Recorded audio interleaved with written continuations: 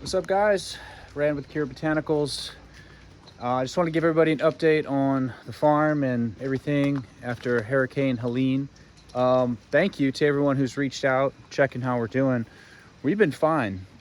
Very fortunate. Our plot here is on a nice slope, so all that water just went down into the creek, and all that creek water just went down into the river, and the river rose 30 feet, and lots of people got wiped out, lots of farms.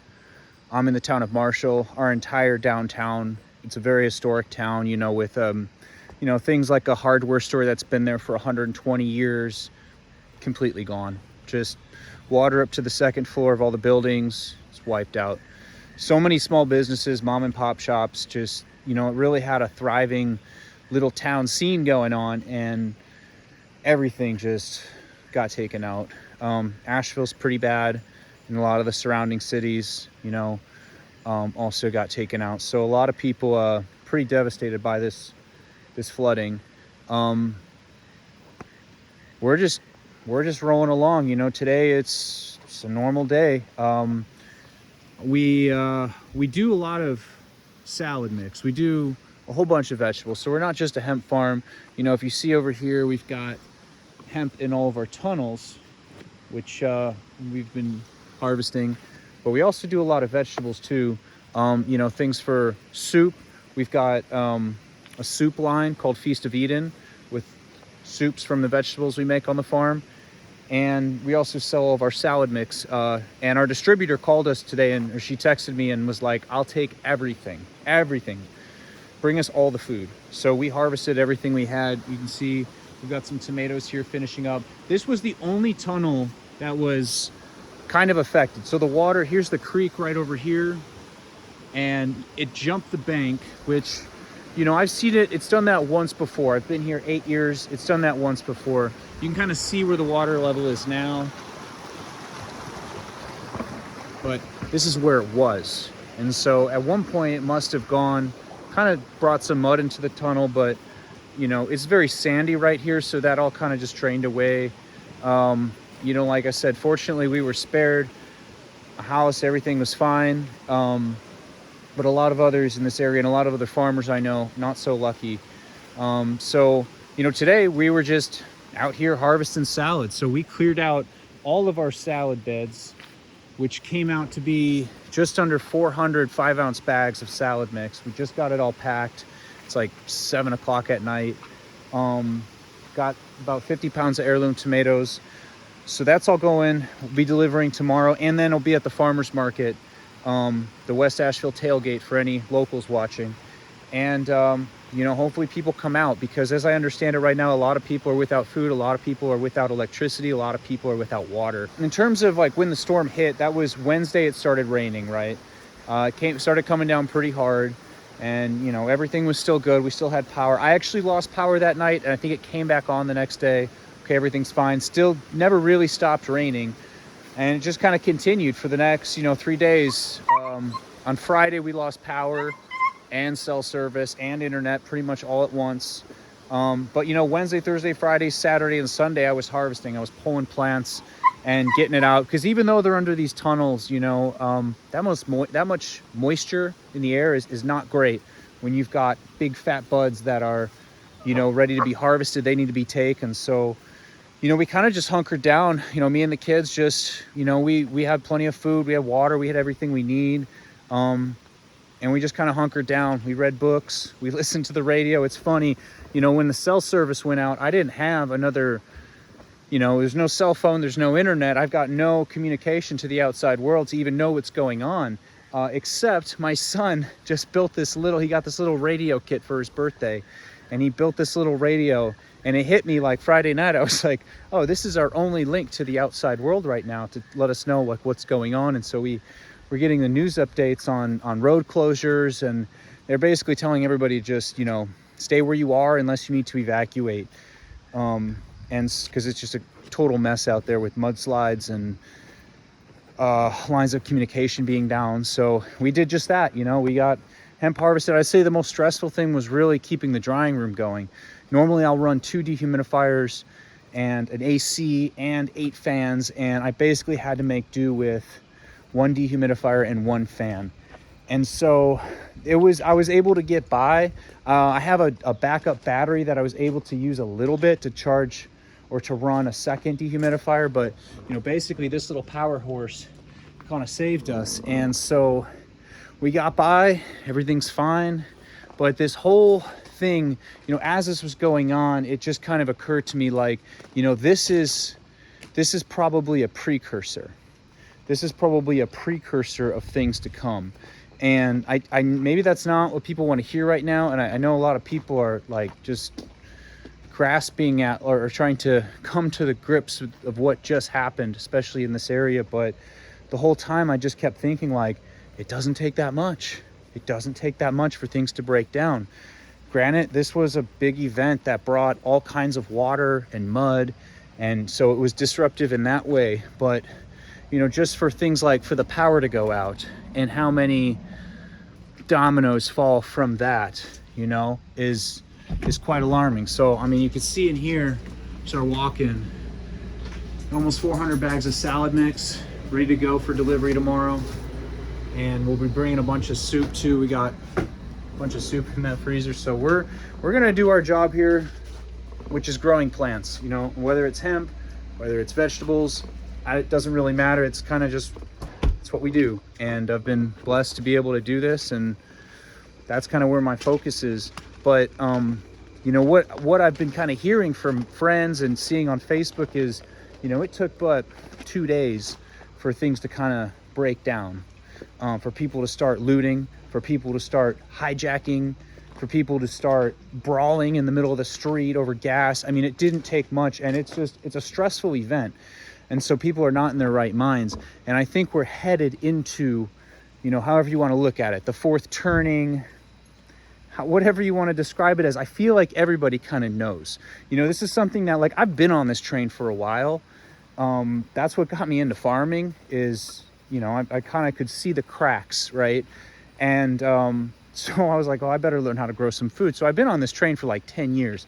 And 10 years ago, if I would have told people, I think a collapse is coming. I think we're witnessing the end of the American empire. I think whatever, civil war, blah, blah, people would have laughed you off. And now you just talk to a normie and they're like, yeah, because people can feel it. And so maybe one thing that we could take from this is that you're not prepared as you think you are. I mean, I thought I'm pretty prepared. And even, this showed me like where all of my weak points are, right? Because our well is still on electricity. So this entire time I wasn't able to pump water. Now, if really need be, like our neighbors have a spring, we've got access to drinking water, but just being able to shower, do dishes, flush toilets, it would really be worth it to get that well pump to where we can, have kind of a transfer switch and power it with a battery or a generator or solar panel or something. Because being dependent on the grid is, when it goes down, you really see what you're missing, and fortunately I had things like, we had plenty of food, and we have, LED powered lanterns and headlamps and things like that.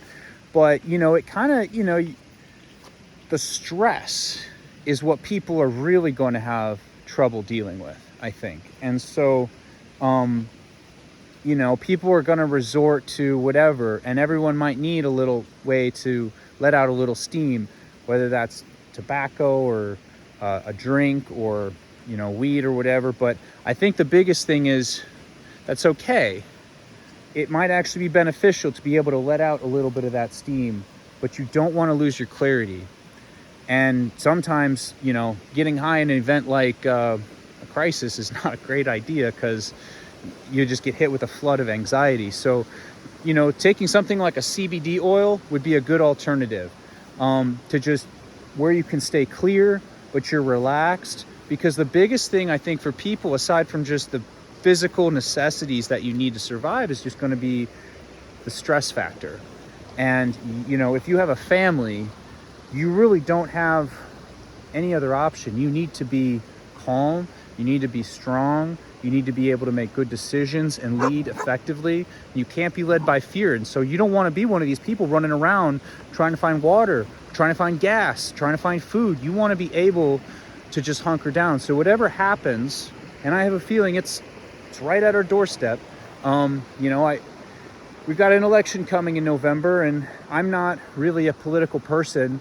My allegiance is to Christ, and I don't really care about politics, but I follow it enough to know that, you know, whatever happens, like, it's not going to be just shake hands and everybody go home. There's no way. This is going to be a, I don't know. I think they're going to flip the game board on its head. And I don't exactly know what that looks like, but it ain't good for most people. And if it took a hurricane and 2-day power outage to show you what can happen, just think what can happen when, you know, this is happening in my little neck of the woods out here where everybody, you know, kind of, like, a lot of people know each other, and it's, you know, a lot of people have gardens and access to food.